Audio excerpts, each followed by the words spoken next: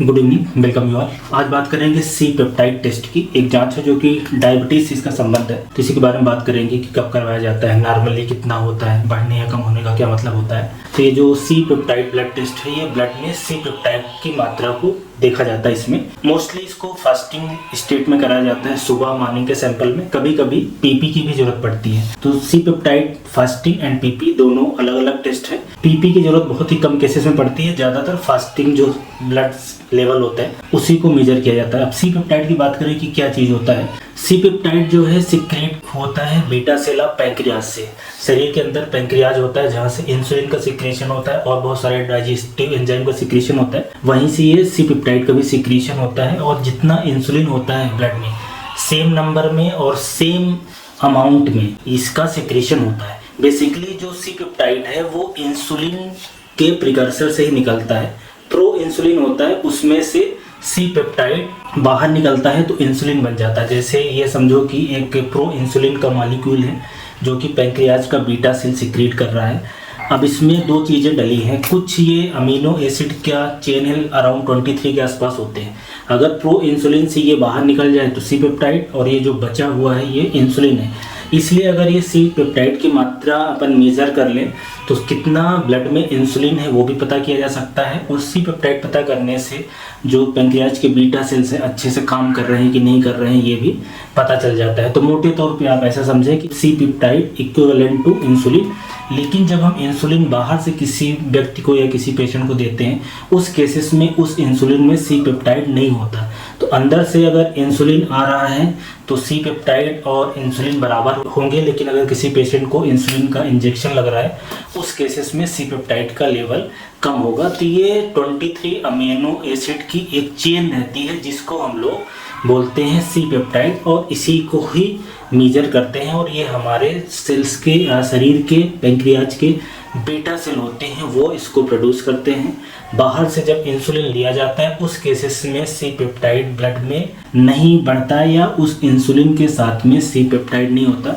ये बहुत ही महत्वपूर्ण बात है कुछ बीमारियों को क्लासिफाई करने के लिए, और जो डायबिटीज का असर है या इलाज है उन सब की मॉनिटरिंग के लिए।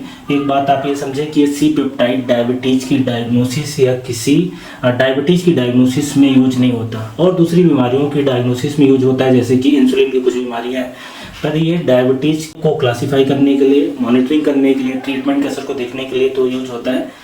इसको कोई उस डायग्नोसिस के लिए यूज नहीं होता। तो अगर इस सी पेप्टाइड की यूज की बात करें कि किन किन चीज़ों में काम आता है, तो पहला कि अगर किसी व्यक्ति को टाइप 1 डायबिटीज़ है कि टाइप 2 डायबिटीज़ है उसको क्लासिफाई करने के लिए। टाइप 1 डायबिटीज़ मतलब जो पैंक्रियाज सेल है बीटा सेल के वो नष्ट हो गए हैं, इसलिए सी पेप्टाइड का और इंसुलिन का दोनों का लेवल हो जाता है कम।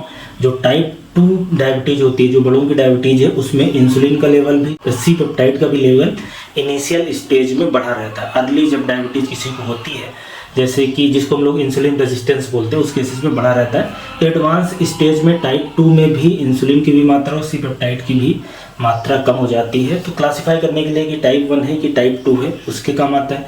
दूसरा, ऐसे व्यक्ति जिनको टाइप 2 डायबिटीज है उनको इंसुलिन की ज़रूरत अभी है कि दवाइयों से काम चल जाएगा, या दवा किस तरह की देनी है। ऐसी दवा देनी है जो इंसुलिन रेजिस्टेंस को कम करती है, या तो ऐसी दवा की ज़रूरत है जो इंसुलिन को सिक्रीट करती है, तो उसके लिए भी इसकी ज़रूरत होगी। और तीसरा, इसकी ये भी एक ज़रूरत रहेगी कि सी पेप्टाइड की कि जो पैंक्रियाज की बीमारी है जैसे कि इंसुलिनोमा है, उसको भी डायग्नोस करने के लिए काम आती है। जब इंसुलिनोमा होता है उस समय सी पेप्टाइड की मात्रा ब्लड में बढ़ जाती है। और ऐसे व्यक्ति जिनमें बार बार हाइपोग्लाइसीमिया हो रहा है, शरीर में शुगर की मात्रा कम हो रही है, उसका कारण पता करने के लिए ऐसा हो सकता है कि किसी को डायबिटीज़ है और उनको इंसुलिन का इंजेक्शन चल रहा है, तो ऐसा तो नहीं है कि कहीं इंसुलिन की ज़्यादा डोज लग रही है, वो भी पता करने के लिए सी पेप्टाइड की ज़रूरत पड़ती है।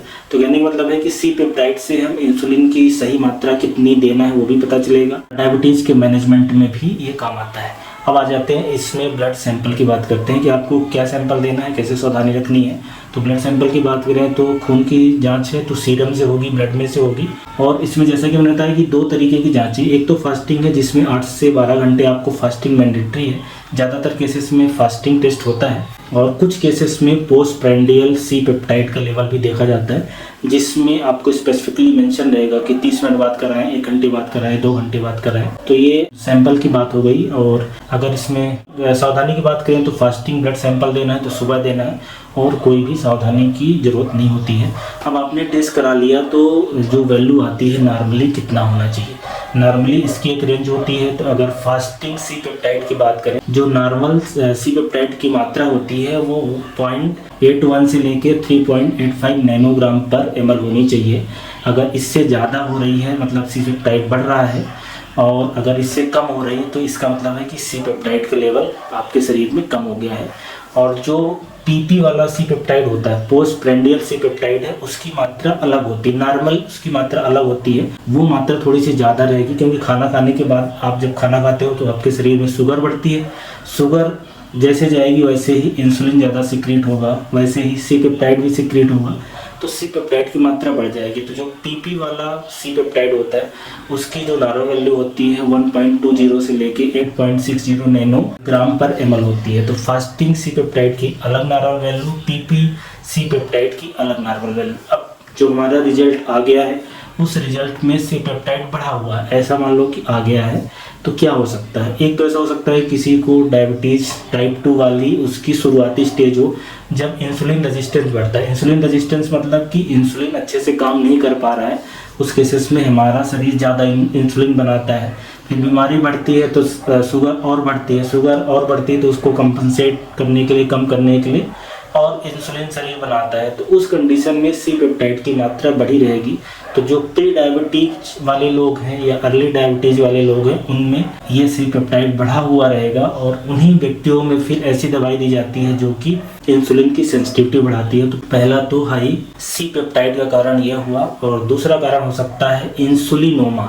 इंसुलिनोमा एक ऐसी बीमारी है जो पैंक्रियाज के अंदर कैंसर है, ट्यूमर में, जिसमें ज़्यादा इंसुलिन का सिक्रीशन होता है। सी पेप्टाइड बढ़ने के और दूसरे कारण की बात करें तो इंसुलिन रिलीजिंग जो ड्रग्स होती है, ऐसी खाने की दवाइयाँ जो टाइप 2 डायबिटीज़ में दी जाती हैं, जो शरीर में इंसुलिन का लेवल बढ़ाती हैं। तो इंसुलिन का लेवल बढ़ेगा तो ये सी पेप्टाइड भी बढ़ जाएगा। साइफोनिलयूरेज टाइप की जो दवाइयाँ हैं या DPP-4 इनहिबिटर है, ये सारे ग्लिपिजाइड है, ग्लिमिपेराइड, इस तरह की दवाइयाँ जो होती हैं ये सी पेप्टाइड की मात्रा ब्लड में बढ़ा देती हैं। और इसके अलावा जैसे किसी को किडनी फेलियर है, किडनी खराब है, सीवियर किडनी डैमेज है, तब सी पेप्टाइड की मात्रा बढ़ती है। कार्टिसोल का लेवल बढ़ता है तब सी पेप्टाइड की मात्रा बढ़ती है। और हाइपोकैल्सीमिया होता है तब ये सी पेप्टाइड की मात्रा बढ़ जाती है। अब अगर सी पेप्टाइड की मात्रा कम हो रही है, लो हो रही है, आपने जाँच कराई और उसकी मात्रा जो नॉर्मल रेंज होती है 0.81 से नीचे आ गई, तो क्या हो सकता है? इसका मतलब है कि शरीर में आपके सी पेप्टाइड नहीं बन रहा है या शरीर में आपके इंसुलिन कम है। तो इसका मतलब है कि टाइप 1 डायबिटीज़ है, ऐसी डायबिटीज़ जिसमें शरीर में या पैंक्रियाज के बीटा सेल नष्ट हो गए हैं। वो नष्ट होने की वजह ऑटो इम्यून बीमारी होती है, जिसके लिए ट्रिगर फैक्टर ज़्यादातर वायरल इन्फेक्शन है, इस तरह कोई चीज़ें होती है। और दूसरा कारण हो सकता है कि आप बाहर से इंसुलिन का इंजेक्शन ले रहे हो। जब बाहर से इंजेक्शन लिया जाता है उस केसेस में शरीर में इंसुलिन तो आता है लेकिन सी पेप्टाइड नहीं आता। तो अगर आप सिर्फ इंसुलिन ले रहे हो तो सी पेप्टाइड कम रहेगा, बाहर से इंजेक्शन ले रहे हो। और दो और कारण हो सकते हैं, एक तो अगर शरीर में कार्टिसोल की मात्रा कम हो जाए, और लिवर फेलियर, इन केसेस में ये जो सी पेप्टाइड है इसकी मात्रा कम रहती है। तो सी पेप्टाइड अगर कम है तो ये समझें कि आप इंसुलिन बाहर से ले रहे हैं या तो आपके शरीर में इंसुलिन नहीं बन रहा है। कहने का मतलब है कि जो बीटा सेल है पैंक्रियाज का वो ख़राब है और सी पेप्टाइड को नहीं प्रोड्यूस कर पा रहा है। और अगर इसके प्राइस की बात करें कि ये जांच कितने में होगी, तो स्पेशल चूंकि ये जांचें रहती हैं तो थोड़ी सी महंगी है। इसका प्राइस अराउंड 1000 से लेके 1100 या 1200 के बीच का होगा। ये वेरी करता है लैब टू लैब और सिटी टू सिटी। तो ये सी पेप्टाइड टेस्ट क्या है, कम ज़्यादा होने का क्या मतलब है, या नॉर्मल कितना होता है, आपको क्या तैयारी सावधानी रखनी है, अब आप समझ गए होंगे, ऐसी मैं उम्मीद करता हूँ। धन्यवाद।